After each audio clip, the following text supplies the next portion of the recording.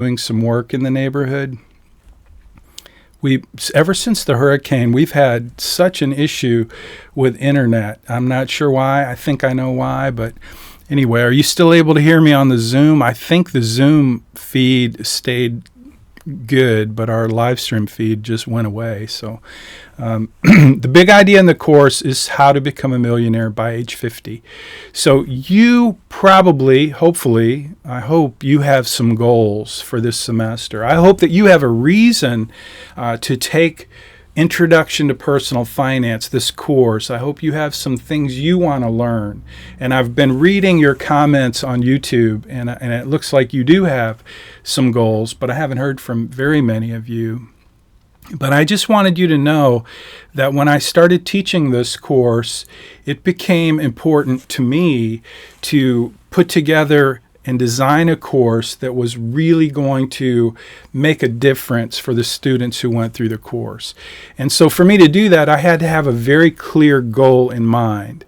And so I came up with this goal about something that I felt confident that I could teach you, how to become a millionaire by the time you turn 50. And I know that many of you, that's probably not a goal you really think about or care about or really understand, but I want you to understand that it's my goal for you. And the very first time I taught this lecture, and it was, with live people in the class instead of me looking at this camera, I stopped and I asked the question, if you have any questions about that, now's your chance to ask a question. And one student asked the question that I would have asked if I was in the class.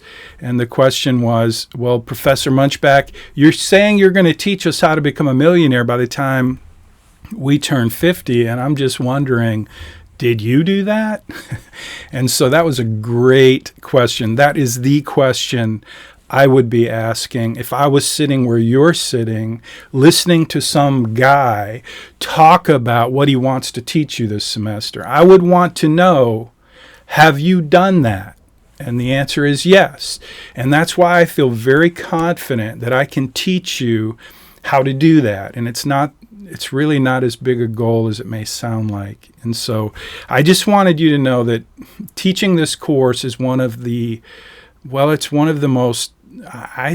most significant things I get to do. I'm very grateful for the opportunity to be here to teach you, and I take it very seriously. And so every lesson, every assignment, everything you do in this course is designed to move you toward the goal that I've created for the course. In the meantime, over the course of this semester, I'm hoping you have very specific goals that you want to achieve. And I'm going to ask you to share those with me throughout the semester. And I'm going to ask you to share those with me so that I can know that I'm doing everything I can do to help you achieve those goals that you have for yourself. But my goal is very simple, and it's really not as difficult as it may sound to become a millionaire by the time you're 50. So that is the big idea of the course. So next, let's talk about the 3 laws of personal finance.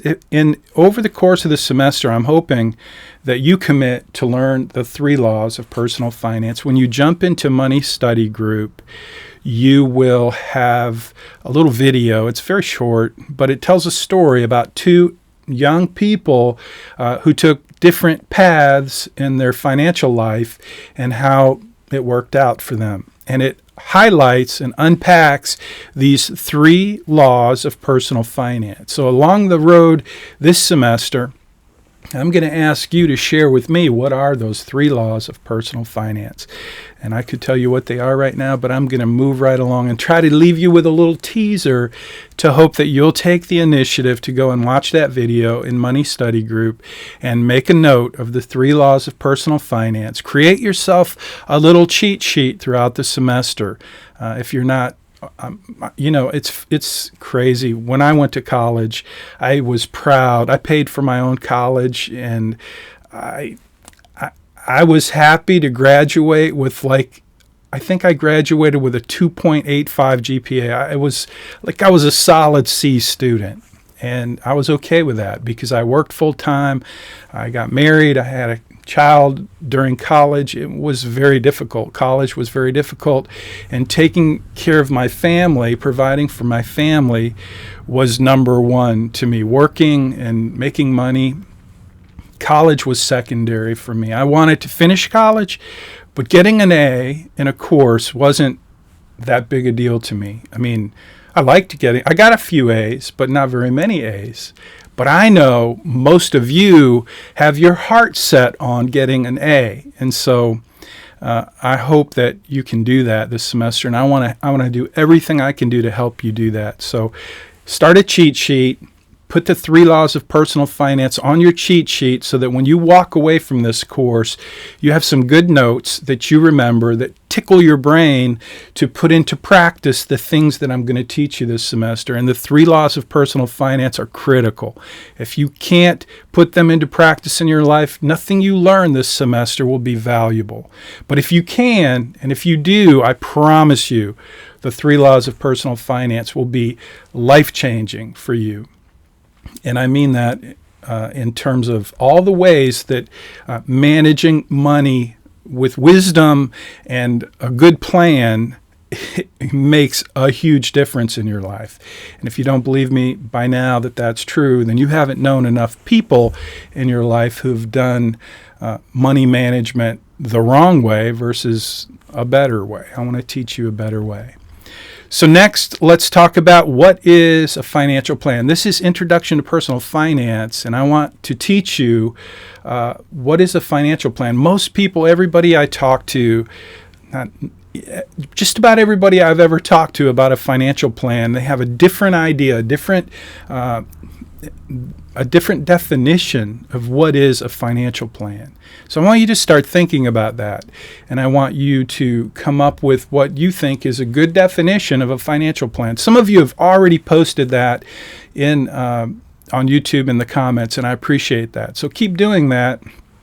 I want that to evolve over this semester for you. I want the definition of a financial plan to be something for you that helps you engage in the activities and the disciplines of personal finance that can make all the difference in your life. So a financial plan is something you're going to build throughout this semester. I'm going to teach you how to do that. You're going to have access to a premium financial planning portal with my company's technology partner, Right Capital. That's part of the course. It's part of the setup fees that come with Money Study Group.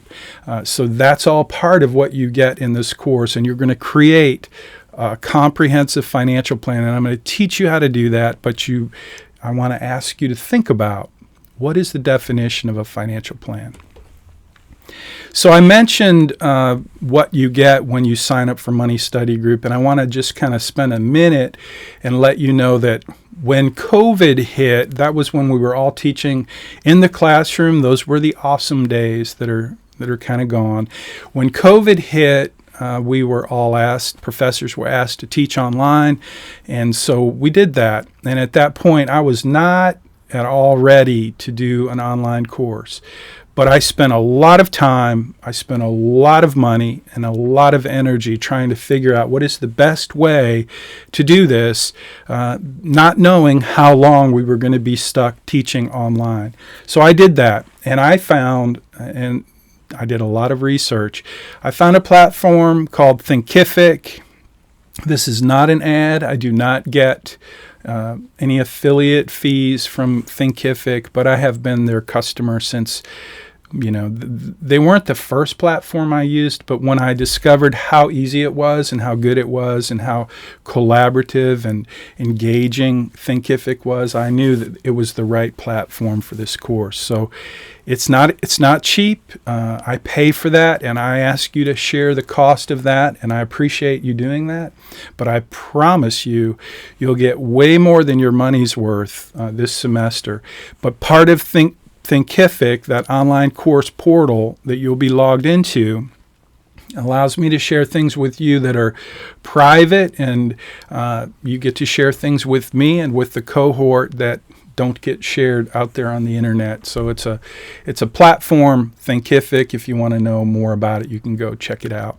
But I'm real happy with the way it works, and I think you will be too. So that is Money Study Group, Thinkific. We can talk more about that if you have questions.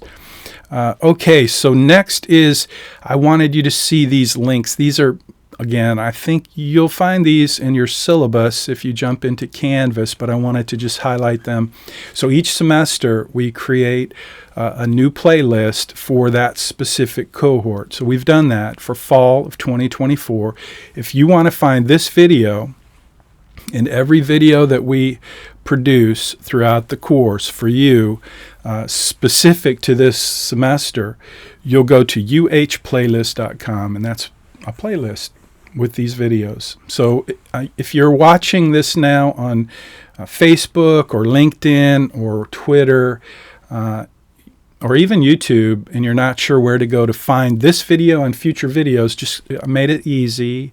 I purchased this domain, uhplaylist.com, and it redirects every semester. I redirect it to the new playlist for that semester.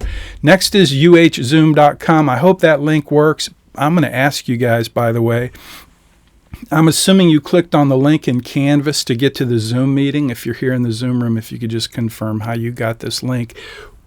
I've had some trouble with the Zoom links because Zoom has changed a few things and yada yada. But I have this uhzoom.com, which should go to this Zoom meeting every Tuesday at 10 a.m. So that's a link I wanted you to know about. Another link is UHGRP.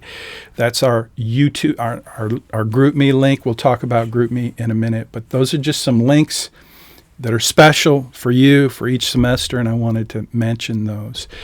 Next, I want to talk quickly about the Zoom meeting. This is the Zoom meeting. We're in the Zoom meeting right now. Each week, I will do a live stream. You do not have to be in the Zoom meeting. It is an asynchronous course, so you do not have to be in the Zoom room. You can watch this on YouTube.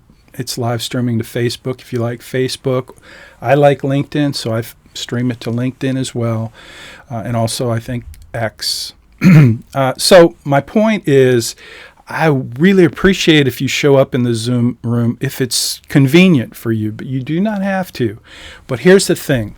You are required to watch these Zoom lectures. So if you don't show up at the Zoom meeting, that's fine. But what's not fine is for you to go through the semester without watching these Zoom meetings and then basically have lots of questions for me that I get by email that frankly are easy to answer if you watch the lecture. So please just be aware that you will get deductions for not watching the Zoom meetings. Even though you do not have to be at the Zoom meeting at 10 a.m. on Tuesday, you are required to watch it. If I were you, I would watch it on YouTube and I would go on the double time. You know, you can change the speed and you can listen a lot faster than I can talk. So that's the Zoom meeting. GroupMe, let me talk about GroupMe for just a minute. GroupMe is the survey. I took a survey, like what tool could we use as a cohort to help one another with questions that come up throughout the semester. And we looked at Slack, we looked at a bunch of different platforms, but GroupMe was the number one choice, and so that's what we use. If there's a better tool out there, I am totally open to changing whenever the better tool becomes clear and identified. But right now we use GroupMe. And GroupMe is a very special place that I want you to know it's for you. It's for you to ask questions, and it's for you to answer questions to one another. And you can earn some extra points by being the student who gives answers in GroupMe. Just grab a screenshot when you do that and let me know that you're actively answering questions in GroupMe for those students who are asking questions in GroupMe, because here's why. I don't want to be answering questions that I've already answered in the Zoom meeting. I'm not going to be jumping into the GroupMe. That is your space, and I don't even moderate it. I only come to the GroupMe when someone reaches out to me and says, hey, Professor Munchbach, here's a question that's coming up in GroupMe and nobody seems to have an answer for it, then you send me a text message, an email, and let me know, and I promise I'll jump in there, and if I need to create a tutorial or whatever I need to do to answer that question, I will do that. But most of the questions you're going to have been covered in the Zoom meetings, or they're covered in Money Study Group, more likely. And so if you're not willing to do a little work to figure out the answer to your question, don't send me an email asking me questions that have already been answered in a multitude of ways. Please. That will get you on my radar and help me know that you're a student who likes to take the easy path, and you think I'm the easy path, and I'm not the easy path. The easy path is GroupMe. So please use that resource as opposed to using me as a resource. I've done a ton of work to help answer questions and make the assignments clear. And if I failed, if I missed something, I promise you I will do whatever it takes to get you the answer. But if I've already answered it, another student probably is the one you should go to get an answer to the question. So thank you for that. Hope that didn't sound like a sermon. Next, I want to talk quickly about tutorials. I mentioned if there's a question that hasn't been answered, I will do a tutorial video and I will show you how to do it. And I've done a bunch of those and I will continue to do those. But here's the thing. As we get closer to the Capstone Assignment, which I'll talk about near the end of today's lecture, as we get close to the Capstone Assignment, what you're going to learn is that each of the assignments you do throughout the semester, each of those assignments will basically be an element in your Capstone Assignment. So think about the fact that we're going to build a financial plan over the semester, and I'm going to teach you piece by piece, step by step, how, how to create a comprehensive financial plan. And as I teach you each of these modules that you're going to use your financial planning portal to build, and I'll show you how to do that, you're going to build it, you're going to put data into the data cards so that your financial plan becomes more and more complete. And when I review your assignments, I'm going to be looking to see if you were accurate, if you did a little research, if you missed information. But it's really simple. It's little steps, but each of those steps adds on to your financial plan. And so each week you have an assignment, and that assignment becomes a new part of your financial plan for the most part. And then at the capstone, when you do that assignment, you're just taking what you did throughout the semester and putting it all together into a capstone report. And so that's your opportunity to go back and make sure that you did that assignment correctly, the assignment for whatever it is. And I'm going to go over those assignments here in a minute. So that's the tutorial request. So there's a specific way to ask me to create a tutorial for you. I'll do that anytime I need to answer a question. But if you have a specific question about your work, your financial plan, as we get closer to the capstone assignment, I wanted you to know you can reach out to me and say, hey, here's what I'm struggling with. Here's my question. Can you please help me? And all you got to do is send me that email, show me what you've been working on, and give me permission to create a tutorial that I can post in our YouTube playlist. So it's worked out well for students in the past. I hope it works out great this semester, but that's how to request a tutorial. So next, I want to, thank you, Layla, that you got it from the course website and Canvas. Appreciate that answer. So this is something I added a couple semesters ago. And I'll just tell you straight up, when we started teaching online, and that was your choice, not your choice, but I did, after we started coming back into the classroom after COVID, I did a test semester to see what do students really want. And what I learned, without a doubt, is students really wanted the ability to have online, on-demand content. They didn't really want to have to go to class. Who could blame you for not having to go to class? So I just decided that if that's what you want, I tried to do both, okay? And it was a disaster. Not a disaster. It was just a lot of extra work to do both, to be in the classroom and to provide. And I did that one semester, just to test drive to see what students wanted. And out of 100 students, like 3 students showed up in class on a regular basis, 3 to 6 students, literally. And so, that was a test semester for me to learn from you, not you, but the students in that particular semester, what you wanted. And what I found is they wanted online teaching. So that's what we do now. That's the only thing I do is online. But what I found is, because this is an asynchronous course, a lot of students will blow off the Zoom meeting as if they don't need to, have to, are required to participate in a weekly lecture. Okay, easy enough. Fair enough. I get it. If you don't want to and it's not required, it is required, but maybe you don't think it's in fact, when I taught in the classroom, I was shocked to learn that students didn't think they should have to go to class. Now, that was very new to me, but truly, I was told by lots of students, why should we have to go to class if we do the homework, if we read the assignments, we take the tests, why should we have to go to class? So a new paradigm for me. Online, that's even more true. If I'm teaching online, you don't have anybody looking over your shoulder to see if you're actually watching the Zoom meetings. So I had to figure out a way to fix that. So this is how I fixed it.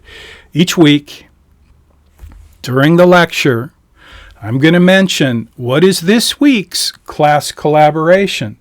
And it's basically something I'm going to ask you, like, for example, what are the 3 laws of personal finance? I'm going to ask you to post that somewhere. You can post it in Money Study Group. You can post it on YouTube. You can post it on Facebook. You can't post it in GroupMe, but you can post it anywhere else. And then you just grab a screenshot and you put that in your assignment. And that is your class collaboration for that week. And it's a secret. So you don't want to go telling the folks in GroupMe, here's what the class collaboration is this week. If you do that, I'll find out, and that's not good. Did I hear somebody? Do I hear a question? So anyway, that's class collaboration. Every week you're going to get a little secret, maybe the 3 laws of personal finance. It maybe tell me what the definition of a financial plan is. It maybe tell me what your goals are for this semester in this course. But every week it's different. And that shows up on your assignment, and that tells me that you watched the Zoom meeting, because that's where I share the secret weekly class collaboration. Does that make sense? Hopefully it does. And I do appreciate you watching these. Again, if I were you, I'd watch the replay on YouTube, and I watch it at double speed, because you can listen a lot faster than I can talk. Okay, so I talked about screenshots. Now I want to just mention, if you think that a screenshot, if you think that a screenshot means taking a picture of your screen, I just need to tell you that's like a 15-point deduction. So don't do that. If you don't know how to take a screenshot, this is your opportunity to add to your learning this semester. One of the big goals we have at the Bauer College of Business is to help students become more effective at communications. So effective communication is an important part of being a student in the Bauer College of Business. It's an important element of our teaching. And it's one of the things we look for when you do your weekly assignments. I'm asking you to use your mind and your talent and your skills to communicate clearly to me in the articles that you create for your assignments. And one of the ways you do that is with screenshots. And if you think taking a picture of your screen is the same as a screenshot, I just want you to know that will get you a 15-point deduction. But it's super easy to learn how to take a screenshot, and it makes your communication much more clear, much more effective. Okay, a picture of your screen, lots of reasons that's not a great way to do it. Mostly it just shows that you never learned how to take a screenshot, and you need to learn how to take a screenshot. So there's a tutorial for that, just so you know. I just wanted to mention that. One other thing I want to mention real quick is clearing your cache. Hold on, I'm going to take a drink of water. So get a lot of questions as we get into the semester and you start working on your financial plan. You're going to find that every once in a while something just doesn't work. It's like it's not showing. You did a tutorial, you said I should see this, I don't see that, what's going on? And it was something weird usually. But you know how when your computer's acting up, a lot of times you just shut it down and reboot it and then it works? Well, one of the things that happens with browsers on the internet is cache, C-A-C-H-E, like you see on the screen. It gets plugged up. I don't understand it, honestly, but I do know that it fixes most of those weird problems that you may not know about. So there's a little tutorial for how to clear your cache, because frankly, I have spent a lot of time with getting emails back and forth from students trying to help them figure out what the problem is 98% of the time. That's a statistic that I made up on the spot. But a lot of the time, it's just clear your cache. So I don't mind getting emails from you if they're necessary, but I really do not have time to answer emails that are redundant and those kind of emails. So that's why I created a tutorial. Thank you very much for your help. And again, this may be a question that comes up with students in GroupMe, and you may be the hero by saying, hey, try this. Clear your cache. It fixes most problems. Okay, so now what I want to do is I want to jump into, hold on here, I think, give me just a second. There we go. So now we went through helpful resources, and I think, okay, there we go. Helpful resources, that was pretty much what we just finished. Now we're going to jump into assignment overview. So I'm going to spend just a few minutes on each assignment that you will have throughout the semester. So let's start with I think the first assignment, the one that you should have this in Canvas today. It's savings, and I think it's something to do with Chuck, saving with Chuck. But this is your first assignment, and I'll go over that in a minute. Well, at the end of the hour, I will review the assignment with you. Each week, that's what I'm going to try to do, is spend a few minutes at the very end of the lecture and just review the assignment to make sure you understand what I'm looking for when you complete the assignment. The first couple of assignments are very simple, really, very self-explanatory. And this one is certainly one of those. So saving with Chuck, there it is right on my screen right in front of me, saving with Chuck. It's your assignment for the first week, and it should be posted and available for you to do. Maybe some of you have already started. You're probably working on it now instead of watching the lecture, which is probably something I would have done when I was in college. Because, hey, I already knew everything. There was nothing the professor could really teach me. I was way too smart to be in college. Just saying. Okay, so that's number one, first assignment. The next assignment you'll do is budgeting. Budgeting is, I'm trying to see why this thing didn't change there at the bottom. There we go. I must have a delay built in to my cool tool.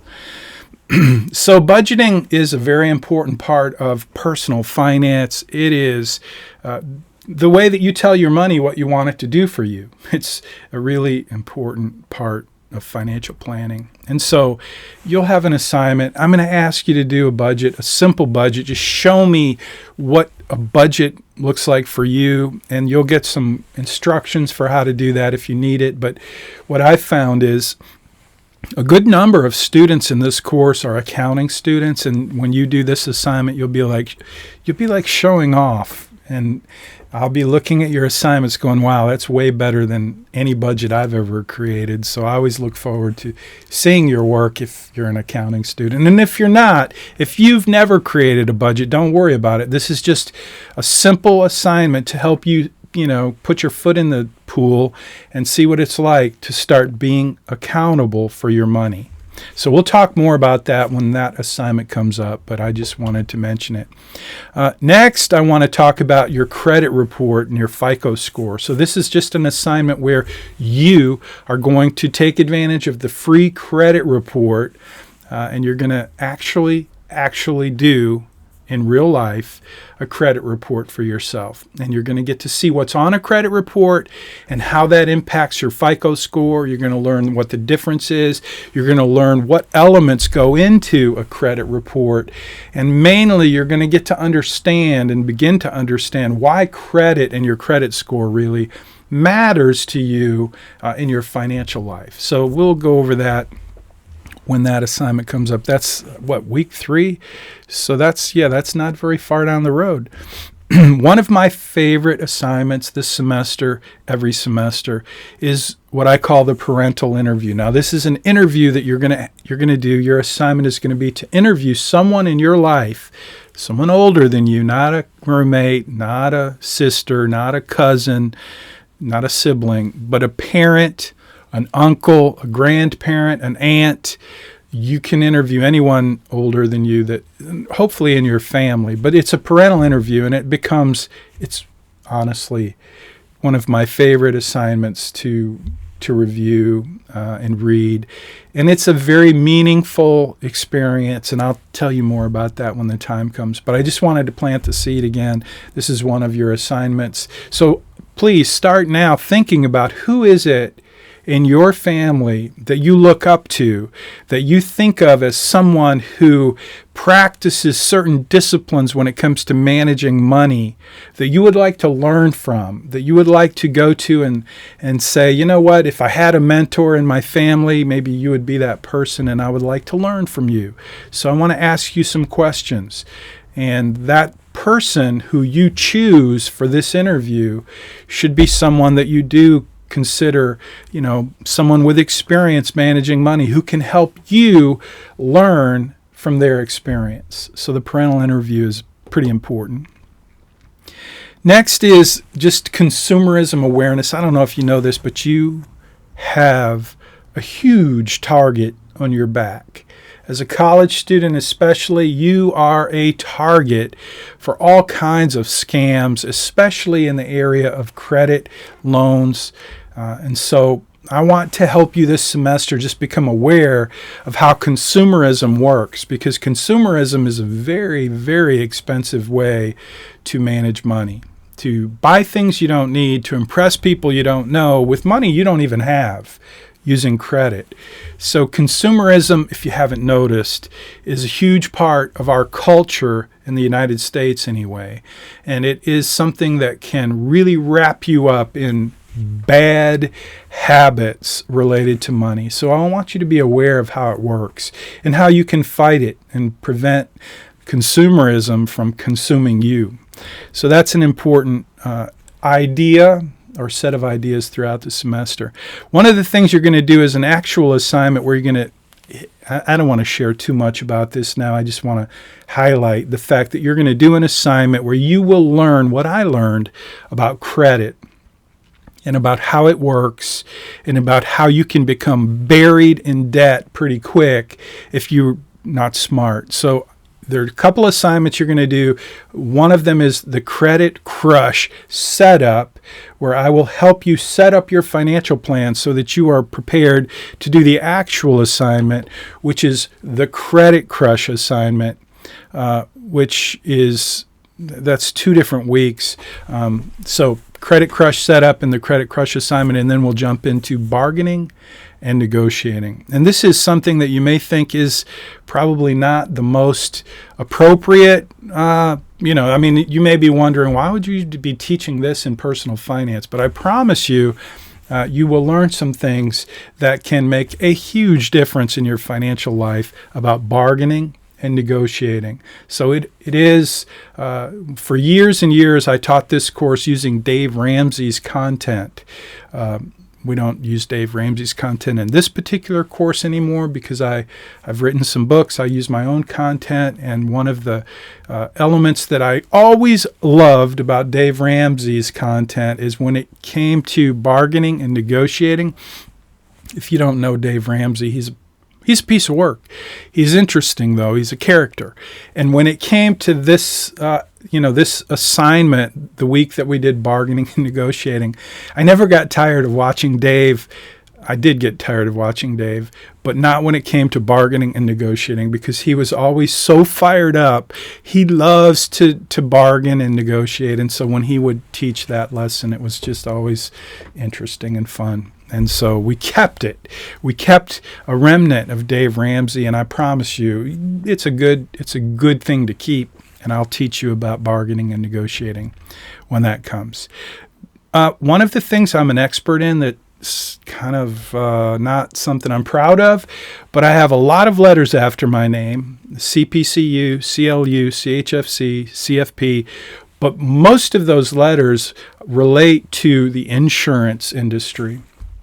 I was a State Farm agent for many years, and I spent a lot of time, a lot of money on professional development, and I got a lot of letters after my name, which made me an expert in risk management and insurance. So we will spend one lecture, 1 week on insurance, which we could spend an entire semester on. But my goal is simply to help you become a smart consumer of insurance. And so I'm going to try to do that in that. I'm getting a text message from a friend. He wants to know if my wife and I are sushi people. Justin, if you happen to be watching, I like sushi, which is fine. Sushi's fine. Anyway, sorry about that. That was a distraction. So anyway, insurance is something that I'm an expert in, and so I'm going to do my best. I'll answer any questions you have about insurance, but I'm going to try to teach you what are the basic things, especially in car insurance and home insurance and life insurance, that you need to know to start out and become a smart consumer of insurance, because you're going to spend a lot of money on insurance. Okay, next we will go to investment basics, and this is hands down the most popular lesson, the most popular topic in the course. It's investment management, and it's something that I really enjoy teaching. You're going to learn 4 investment strategies that are designed to help you maximize returns and minimize risk. So you don't want to miss this one, and hopefully there's tons of content in Money Study Group to prepare you for this lesson in investment strategies. 4 investment strategies designed to help you maximize returns and minimize risk. Diversification, first is diversification, then is dollar cost averaging, then is diversification, asset allocation, dollar cost averaging, and then portfolio rebalancing. So I'll teach you those 4 strategies and how they work and how you can put them into practice starting day one when you get that job after college. So diversification, asset allocation, dollar cost averaging, and portfolio rebalancing. Those are the 4 strategies. Next is asset allocation, which is the most important investment strategy of the 4 that I just listed. And you'll learn about that. You'll apply this in your financial plan, and you'll walk away from this course with a much better understanding of why asset allocation is the single most important determinant of your portfolio's returns. And that may sound like gibberish to you at the moment, but I promise you, if you pay attention, you will learn why asset allocation is the single most important determinant of your portfolio's returns. So we'll go over that this semester. Next is tax allocation. So we talk about asset allocation, but then there's something else. If you learn those 3 laws of personal finance, you're going to learn that the second law of personal finance is the law of tax advantaged investing. And that means you have to set up your accounts in such a way that you take advantage of the tax code. And I'm going to teach you how to do that.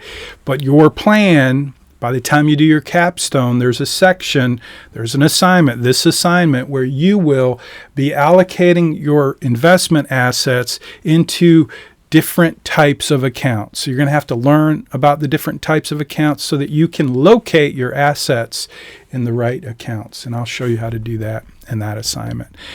As we get close to the end of the semester, we have this thing that I've written some books. I usually have a copy here, but I don't have one handy. The Blueprint for Financial Success is a metaphor, a metaphor that I use in all of my books for the financial planning process. So if you think about it, if you ever wanted to build a house, you need a plan. And you don't just need a plan. Well, you need a plan that has some scope and sequence, like you do this first and then you do this, and that's a blueprint. If you're a builder, if you're a master builder, you start with a blueprint. And so I teach financial advisors especially how to do financial planning, and I use the metaphor of a blueprint. So I have an actual blueprint to do that. And now we've integrated the Blueprint for Financial Success into your financial plan digitally through Right Capital. So you're going to get to play with that, and you'll create your own blueprint near the end of the semester before we get to the Capstone Assignment. So that's what's next. Now we will jump into the Capstone. I want to just cover again quickly what the Capstone is. First of all, it's 200 points. Oh, I went to the wrong. Sorry about that. Let me jump over here. I'm just going to leave that. Question and answer time is coming up. So we'll go to question and answer time in a minute. But the Capstone Assignment, just so you know, is 200 points. So the Capstone Assignment is what you will do at the end of the semester. Instead of a final exam, you will do a Capstone Assignment. And it will take everything we just went through, all of these assignments that relate to your financial plan. Each of those elements will become part of your Capstone Assignment. And it can be very easy because if you've done the work and you've received a grade, and if you turn your assignment in early, we'll talk about that again here in just a minute, but I want you to know that the Capstone Assignment is not difficult. And I didn't spell the 3 laws of personal finance. The 3 oops. Okay, question and answer. If you have any questions, if you're in the Zoom room, jump in and ask those questions now. We are getting very close to the end of the hour. So I'm looking at the chat box and I don't see any questions, which means I did an awesome job so far. Maybe everybody's watching Netflix. So if you do have a question, please pop it in the chat and I will be happy to answer your question. Or you can speak up if you're not muted. It looks like everybody's muted at the moment, but you can unmute yourself and ask a question. Going once, going twice. We'll do this every week. We'll have some question and answer. This week, apparently, there are no questions. I'll be looking for questions in YouTube and LinkedIn. If you have a question, I'll try to see that. But again, don't forget GroupMe. Okay, let's jump into a review of this week's assignment. There's not much to review. When you see the assignment instructions, you will see that this week's assignment is very simple. It's about saving. One of the things I hope you will do this semester is commit to, if you don't have an emergency fund, I hope you will commit to creating one, at least $500. If you already have $500 in an emergency fund, I hope this semester you will commit to doubling that so you have $1,000. And if you already have $1,000 in your emergency fund, I hope that you will commit this semester to increasing that so that you have some number of months of living expenses set aside in your emergency fund for emergencies. So check that out. This assignment, it's really easy. It will give you a good introduction to personal finance and help you get started. And it will help you see what is required when you do your homework assignment. So this week's class collaboration is going to be, what is a financial plan? I think that's already posted. I won't be deducting too much because I know there's a ton to kind of get used to this semester. or this week as we jump into the semester. But in the future Zoom meetings, I will give you a very specific class collaboration, and you will be required to answer that specific one to prove to me that you watched the Zoom meeting. So that's that. I do hope you will consider subscribing to the YouTube channel where the playlist is. It's my YouTube channel. It's at Jim Munchbach with an H on the end. If you use YouTube, and I like YouTube, it's just an easy way to follow content and to post content. So if you like to use YouTube, please do subscribe. You'll get notified if you hit the little bell. You don't have to. You don't get extra points for that, but it does help you kind of keep up with it. You can unsubscribe at the end of the semester, or we can stay connected, which is what I hope we do. So that's that. Next, I want to talk about early assignments. Again, that this does qualify for this week's assignment, so it should be available now in Canvas. You do it, turn it in by Friday at 3 p.m. You get an extra 10 points, but here's the thing. Not only do you get the extra points, but you get an opportunity to have me review your assignment, give you feedback, and if there's a deduction, you get to make the correction to your assignment and submit that by the due date, again, Tuesday at 10 a.m. And if you submit that on time by the due date, Tuesday at 10 a.m., you will not get the deduction, and you'll still get the extra points. It's a super deal. It's too good to pass up, yet many students pass this up every semester, and then they ask me, how can I earn extra points at the end of the semester? And I tell them what I'm going to tell you now. From the very beginning of the semester, I've been telling you how to earn extra points. You had an opportunity throughout the entire semester to earn extra points by submitting your assignment early. And you didn't do it. So no, there's no way I'm going to come up with some plan to help you earn extra points at the end of the semester when I worked extra hard to make you ready to earn extra points at the very beginning of the semester in the first lecture and every lecture after that. So please be aware, you can easily gain an extra 20% of your grade just by turning your assignments in early. And then by the time we get to the end of the semester, there's an assignment or two, well, one assignment, the blueprint, that you don't even have to do because you will be basically, you'll have enough points to earn an A. You need 950 points to earn an A. So you will earn extra points by turning your assignments in early. And that is going to take us to next time. And next time we will talk about budgets. So in the next lecture, next Tuesday, we'll talk about budgets, and I'll review some of the things I learned about you as you did this week's assignment, which is saving with Chuck. So that's pretty much it. And it is 10:59 a.m. So somewhere on my board I have a applause button. And I could push that button and you would hear clapping, but I don't have that button handy. So I'm going to look at the chat in Zoom and see if there's anything there that I need to respond to. I don't. Thank you very much for those of you who are here in the Zoom meeting. And I look forward to seeing you next week. If you have any questions, you know where to go to ask those questions, hopefully, in the GroupMe. And if you have questions that you don't get answered in GroupMe, please remember I'm available to answer questions that are not available to be answered. But hopefully in this week's assignment, it's a pretty simple assignment and it should be pretty straightforward and there shouldn't be a whole lot of questions. So good luck and welcome to the course. I look forward to working with you. Yes. It sounds like have a great day, Adam. Thank you too. I thought I heard a voice. It looks like, Anita, you were going to say something. But I'm not hearing you.